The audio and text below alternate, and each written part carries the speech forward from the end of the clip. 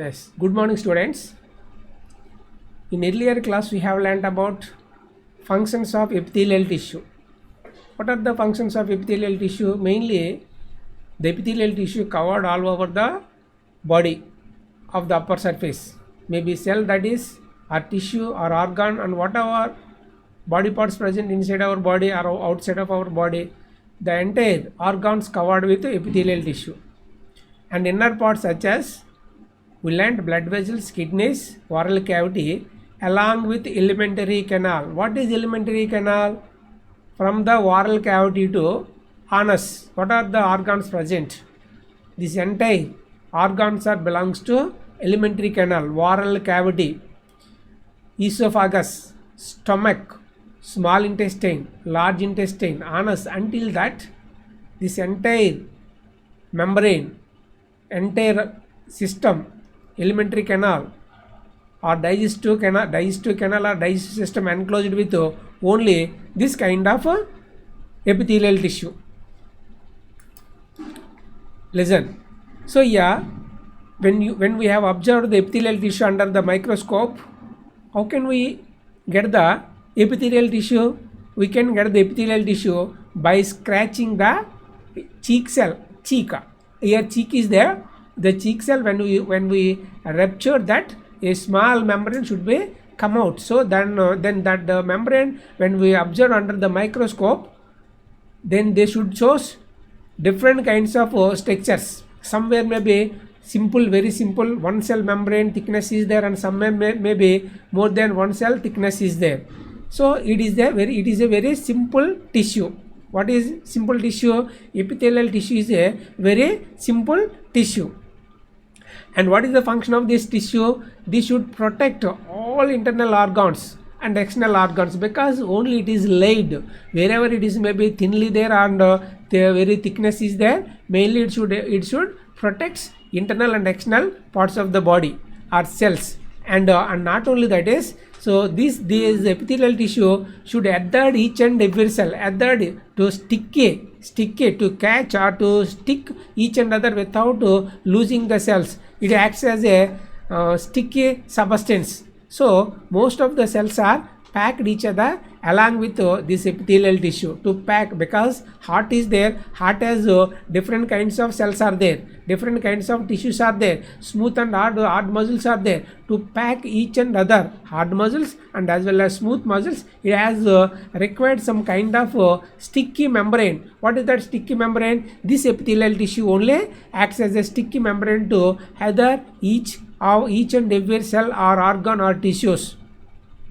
And not only it makes continuous sheet, continuous membrane without getting any break in between, because there is no intercellular space among these cells. Among these cells there is no intercellular space. That's why it can make a sheet, continuous sheet.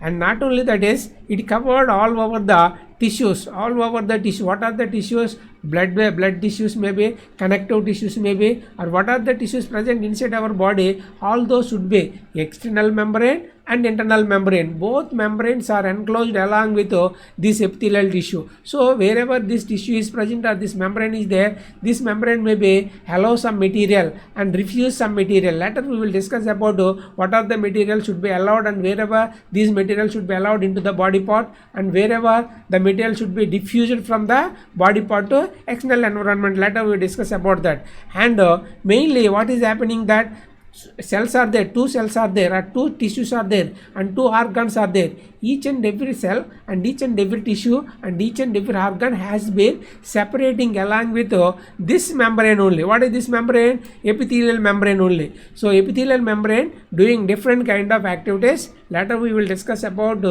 again and again. So here let us discuss about what are the different kinds of epithelial tissues.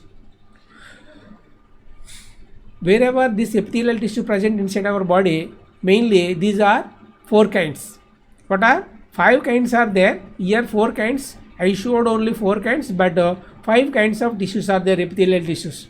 I think you know very well about 5 kinds of epithelial tissues. The first one is squamous epithelial tissue, cuboidal epithelial tissue, columnar epithelial tissue, ciliated epithelial tissue, and the fifth one, whatever not present on the board, that is glandular epithelial tissue. I will tell later about each and every. What are 5 kinds of epithelial tissues? Squamous epithelial tissue, cuboidal epithelial tissue, columnar epithelial tissue, ciliated epithelial tissue, and fifth one, glandular epithelial tissue. So what are their remaining tissues inside our body? Muscle tissues to attach bone and bone, to attach body parts, to attach each and every. So our body has, our animal body has 3 kinds of tissues. Once again, tissues, 3 kinds of tissues. Muscular tissues, muscles we have. So mainly we have to learn about what is the function of the muscle to attach each and every, and to get the movement of the body. So while speaking along with both lips, whenever both may move, may show the some kind of movement, then only I can make some kind of sound. To produce sound, so it has to be get the contraction and relaxation, or movement or contraction and relaxation. Through that only we can do. And whenever if we want to lift some object, so we have to need muscles for the contraction and relaxation, to lift, to do some activities. So majorly the muscles are helping for the contraction and the relaxation to get the action, or to do the some kind of functions. So again, these muscles are 3 kinds by the location and function. What are the 3 kinds of muscles? Muscular tissues: striated muscle. What are striated muscle? And smooth muscle and cardiac muscles. What are striated muscular tissue, smooth muscular tissue, and cardiac muscular tissue? Striated muscular tissue, smooth muscular tissue, and cardiac. What are these? These 3 are belongs to muscular tissues. What are the functions of the muscular tissue? Mainly to do some kind of movement. Whatever the actions has to be carried out, to do that the body has to be show the movement. That movement will be done along with the muscular tissues. So the first one, what we have learned about epithelial tissue. Epithelial tissue are present in different areas depending on shape, function. There are 4 kinds, already 5 kinds. Already we learnt about that. What are the 5 kinds of epithelial tissue depending on structure, shape and function? Squamous, cuboidal, columnar, glandular, and ciliated. Squamous, cuboidal, columnar, glandular, and ciliated. Let us discuss about each and every tissue. What is the first one in the epithelial tissue? Squamous epithelial tissue. Squamous epithelial. Look at that squamous epithelial. It is a one cell membrane. So the thickness of the squamous is being one cell membrane only. So it is a continuous sheet. Previously we learnt about that. It is a continuous sheet. However, it is there as like a bed or mat. However, the mat is lined with one cell membrane, as well as this squamous epithelial tissue is also being with one cell membrane. It is a continuous membrane. It makes continuous membrane. So yeah, mainly look at that. What is there here? It is very delicate. Whenever the membrane may be very thin, that should be very delicate.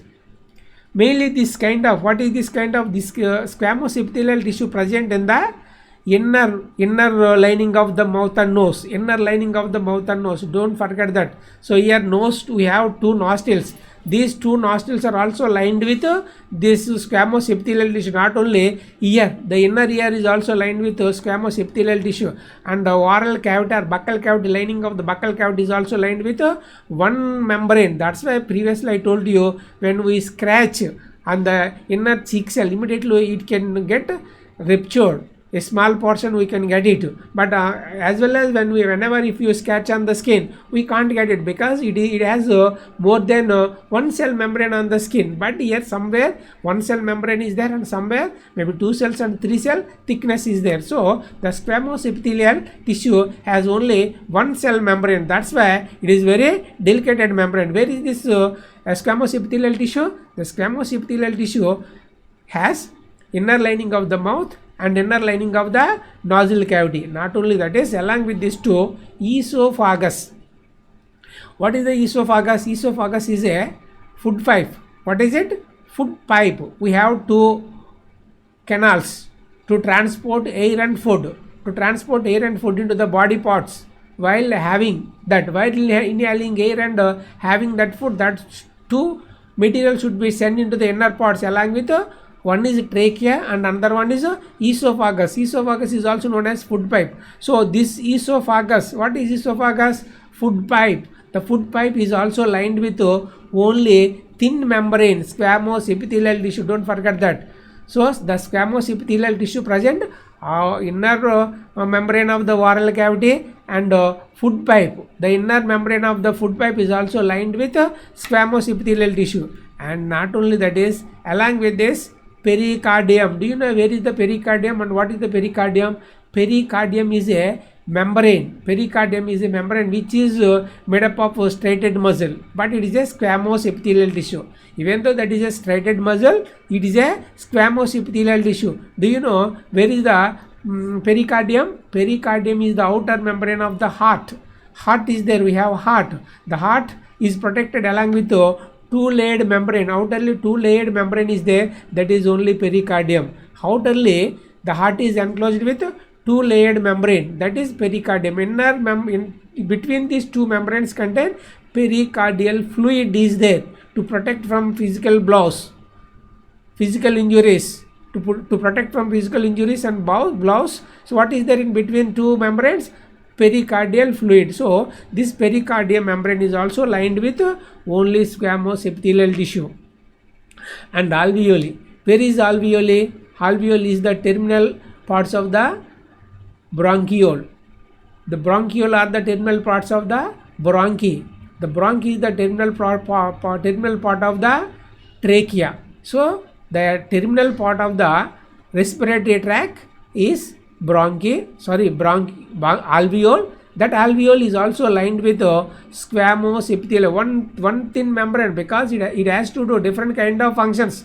Later I will tell about that while learning about the function about the squamous epithelial tissue. Where is it is? It is present in the alveoli also, and blood vessels are also, and covering of the tongue. So the outer coat of the tongue is also. Previously we learned the inner portion of the inner lining of the oral cavity along with the tongue is also. So it has one cell membrane only, one cell thickness only there. So if the membrane may be there, one cell thickness, what is the use of that? It acts as a permeable membrane. What is that? Permeable membrane. What is meant by permeable membrane? Which membrane should allow some material into the body?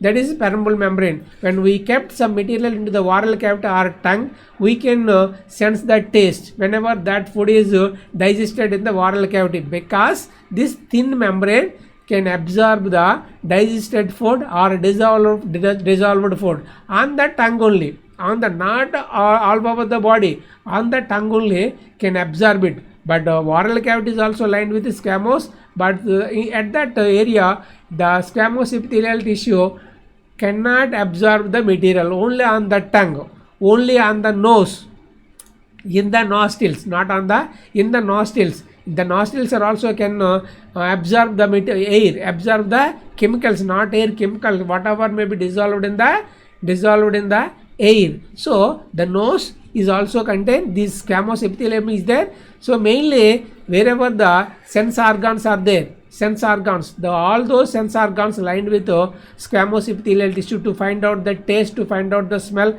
and etc., touch, etc. And another one is the another important. So these squamous epithelium tissue should be protected under whatever may be their inner parts. All those should be protected from the basal cell.